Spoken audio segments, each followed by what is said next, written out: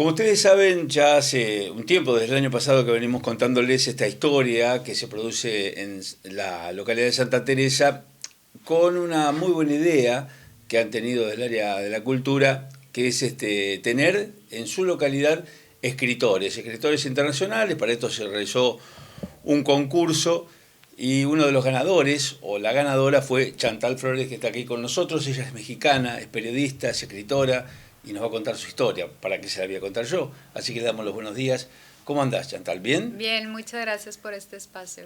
Antes de comenzar a conocerte un poco más, te están tratando porque en un primer acercamiento que tuvimos te dije no te vas a querer ir nunca más. ¿Y fue así? Así ha sido y no me quiero ir. Sí, la colonia Santa Teresa, increíble. No solo el espacio que me ha dado la colonia y espacio angular, sino también cómo me ha recibido la comunidad, las comidas que me han dado. Increíble todo, sí. Eh, vos, ¿cómo conocés este proyecto, esta idea, que después vamos a evaluarla, cómo te parece? ¿Cómo la conocés vos? ¿Cómo te enterás de que estaba esta posibilidad para un escritor de terminar su obra en este lugar? Bueno, fue a través, digo, como periodista eres parte de ciertos círculos donde se comparten, más como periodista independiente, donde se comparten todas estas oportunidades de becas, grants, para poder seguir financiando o realizando el proyecto. Y pues fue a través de eso que los compartían en esos grupos o amigas, colegas que directamente me mandaban esa oportunidad porque saben el proyecto en el que he estado trabajando. Y bueno, después de pensarle, mandé la aplicación y pegó. Claro, tuviste suerte. Sí. Bueno, sin duda una idea que a nosotros, viéndola desde afuera, nos parece más que interesante. No sé cómo lo valoran ustedes, más allá de lo, digamos, de lo estrictamente económico, beca o lo que fuere, sino el espacio que se le da para poder seguir apostando a la cultura, ¿no?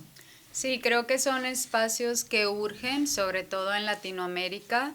Es muy precaria la situación que vive el artista, el periodista, el escritor en el proceso creativo. Entonces creo que urgen estos espacios y son parte esencial del proyecto, porque no es solo un espacio que te invita a crear, sino es una pausa de este caminito de estar produciendo y no pensar, ¿no? Bien sabemos que el periodismo es muy demandante y urgente. Claro. Entonces crear este periodismo de largo aliento, como se le llama, es obligatorio poder tener estos espacios para meterte con la historia y ser más responsable en cómo transmitimos estas historias. Y ahorita casi no hay esa pausa. Exacto, que es un gran problema. Vos hiciste, o haces hincapié en tus charlas, hablás de periodismo independiente. ¿Desde siempre estuviste como periodista independiente o trabajaste para algún medio en forma concreta, ¿no? Digamos, porque por ahí uno trabaja así, pero entra y sale, como para decir de alguna manera. Claro, de staff nunca.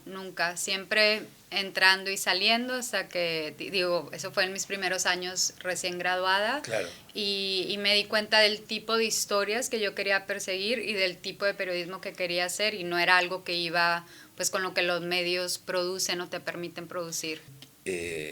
¿Cuál era esa historia que vas persiguiendo? Que, bueno, tiene seguramente una connotación con donde vos vivís y demás, porque se genera a partir de eso, ¿no? De donde uno está o donde uno va conociendo. Pero ¿cuál es exactamente?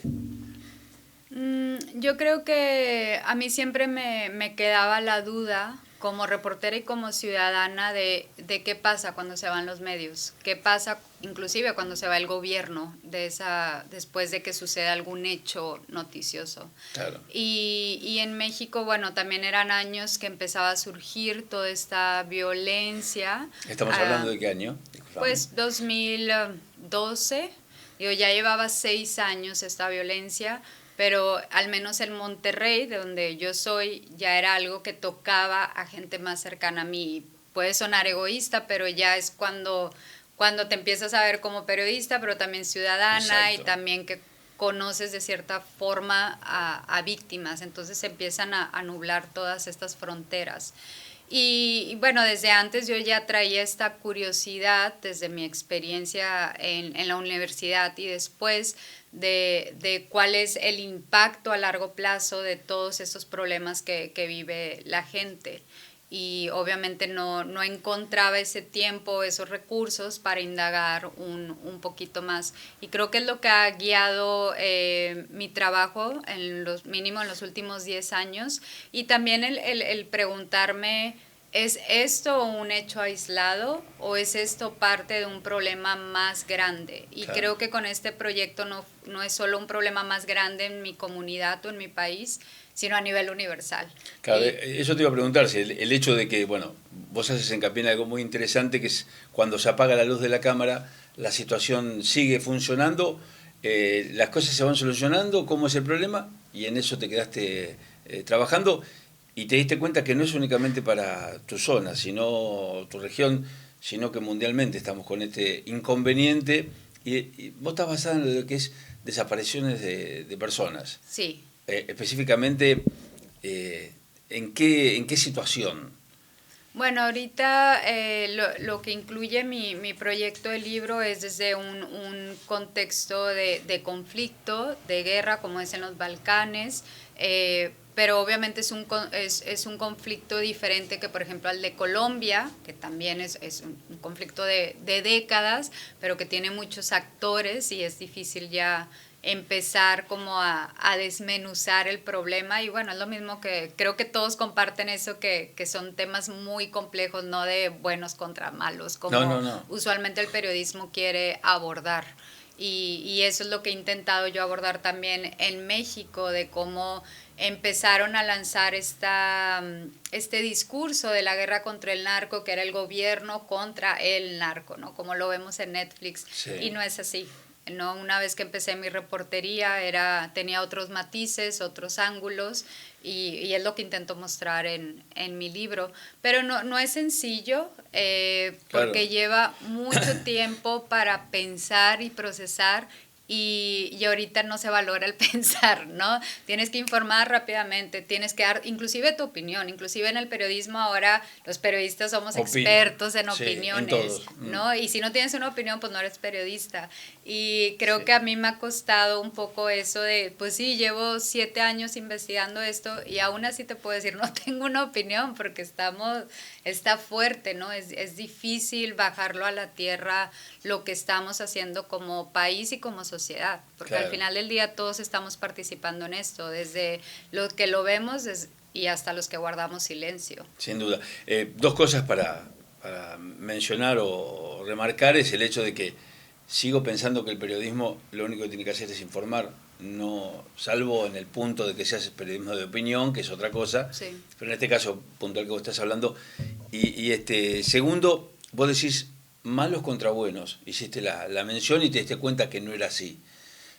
¿Por dónde fue eso? De lo que se puede conocer y que podemos llegar a pensar de otra manera. ¿Por qué decís no era así malo contra bueno? Uno tiene la imagen de que el Estado es el bueno, supongo yo, capaz que no es así. A nosotros nos ha pasado que no era así. Y el narco es el malo. Y vos te has encontrado con otros matices que profundizan mucho más eso, que no es tan simple dividirlo de esa forma. Sí, bueno, principalmente porque mis primeros casos o las primeras familias con las que tuve la oportunidad de hablar sobre sus casos de desaparición, estaba involucrado de cierta forma el Estado o agentes del Estado, Claro. desde policías hasta alcaldes, hasta figuras con más poder, ¿no? Claro. Entonces ahí empiezas a ver cómo se empiezan a mezclar estas grandes figuras que llevan esta guerra o conflicto, que Sí. creo que no son los términos correctos, pero bueno, y al final del día es la comunidad que queda presa entre esta lucha del poder, ¿no? Bueno, por ahí va el libro que se llama... Se llama Huecos, pero es un título que estamos trabajando. Digo, ya que se publique tendrá algo más oficial. Sin duda. ¿Cuánto tiempo más te queda por aquí, por Santa Teresa? Por la localidad? El domingo me voy, es mi última semana. Ya este domingo Sí. te Sí. vas. Bueno, experiencia vivida, ¿cómo la puedes evaluar? No le puedo poner un número, No, pero ha sí. sido increíble. Justo platicaba hace rato como Ha sido un reto para mí en este proceso creativo abrirlo o compartirlo con una comunidad. Antes era un poco más solitario, más en aislamiento yo con las hojas, y ahora no, ha sido más balanceado de sí, cierta parte del día estoy sola con esa historia, pero otra parte del día hay un intercambio, y creo que eso me ha ayudado mucho a cómo nutren las experiencias de vida, inclusive cosas que dices no tienen nada que ver con el No, no, libro, sin duda. pero sí tiene que ver y se empieza a manifestar ahí. Entonces, para Eh, mí eso ha sido increíble. Chantal Flores es periodista, se ha acercado aquí a la localidad de Santa Teresa, bueno, invitado obviamente para terminar su libro. Primero, segundo, El como primero, sí. el primero. Así que, bueno, comenzando el camino por aquí, una experiencia interesante. Por ahí me llegó la versión de que había muchos escritores, no sé si vos tenés el conocimiento, que sabiendo de esta situación quisieran venir aún no con la beca, sino estando en un lugar así como para poder escribir porque les parecía muy buena la situación y demás. Así que felicitaciones a la gente que planificó todo esto, que puso, digamos, de manifiesto toda esta idea que está más que buena. Gracias nuevamente, bienvenida a La Pampa, te damos ahora. Tenés un recorrido, todavía te queda una semana con bastante movimiento seguramente. Sí. Y bueno, espero que le haya pasado bien. Sí, no, muchas gracias por esta bienvenida y por este espacio.